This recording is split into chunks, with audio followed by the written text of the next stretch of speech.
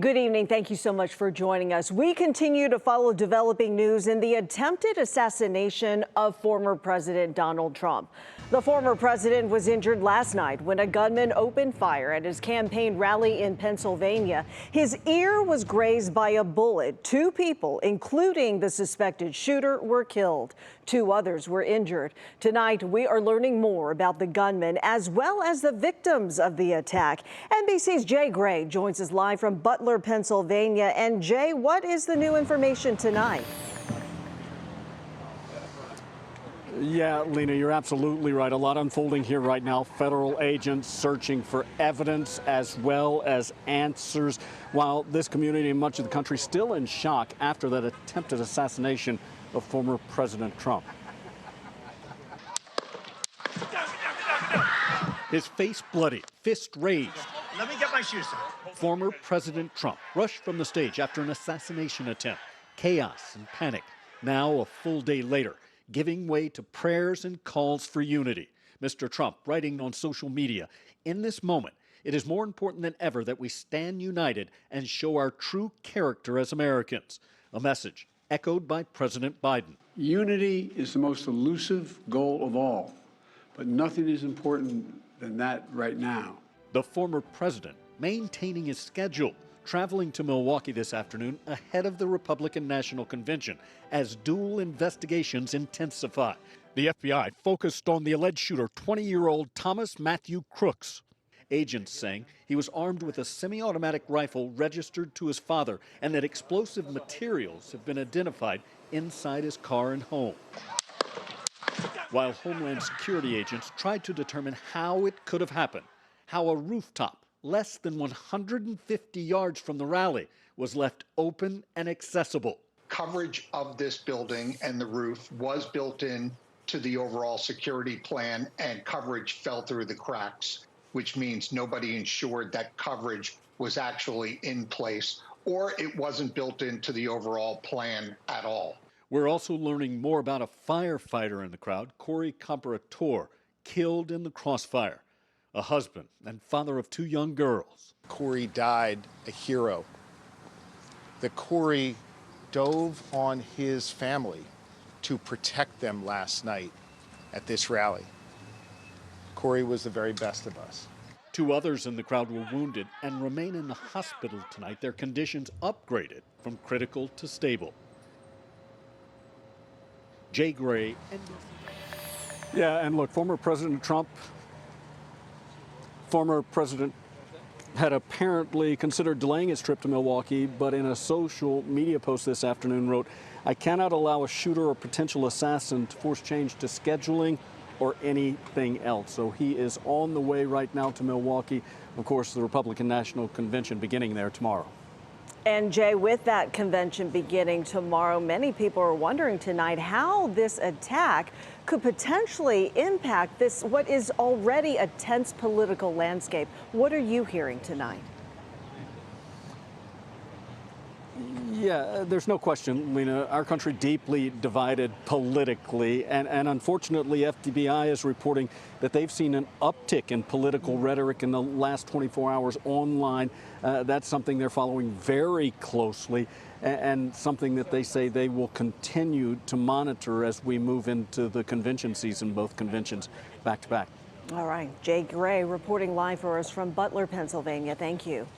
Meanwhile, tensions are still very high in Bethel, Pennsylvania, where that shooting took place. It is about 35 miles north of Pittsburgh.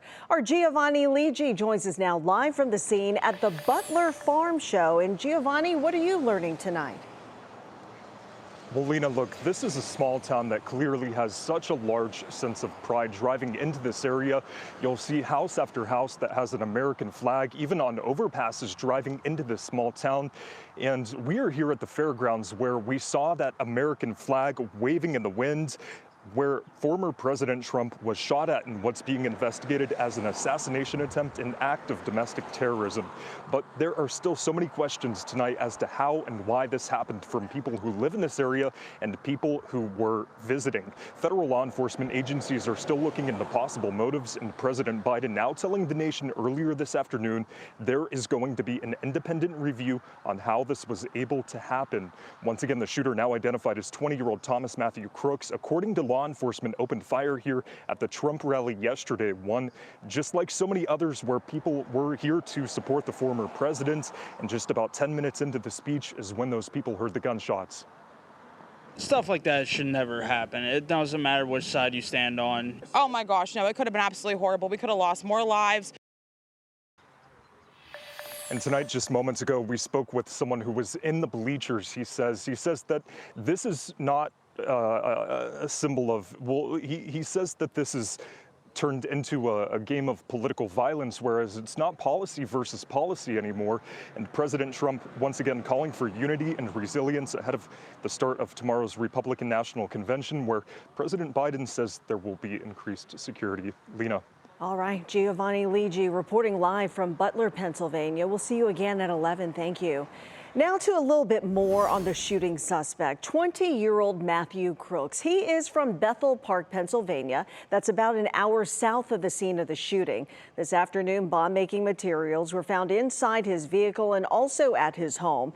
His political leanings are not clear. He is registered as a Republican voter, but he also donated a small amount of money to a Democratic Political Action Committee. Federal agents now trying to find out how and when he got the AR-15 style rifle that was found at the scene.